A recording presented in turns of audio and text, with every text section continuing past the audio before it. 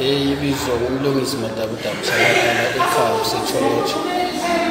Abantu baseZimbabwe sebabhekana lenhlupho eziningi kakhulu. So kwenza ukuthi loba kufika anything eyenzakalayo empilweni zabo eluhlupho kibo begcine bekuthatha njengento yomhlaba.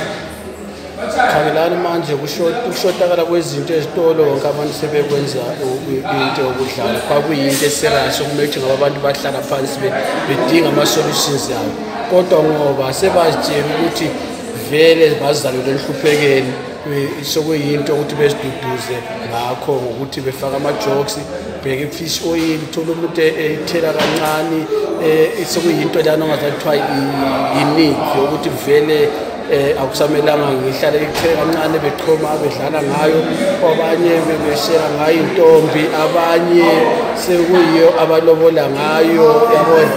Bheka ipetrol iyashota eZimbabwe ipetrol, kodwa bheka abantu beZimbabwe bathola bedlala ngakho. Manje mina ngibona kwami ngithi yindlela yokuthi bekhohlwe ngezinto ezikhona ezinjani ezenzakala empilweni zabo.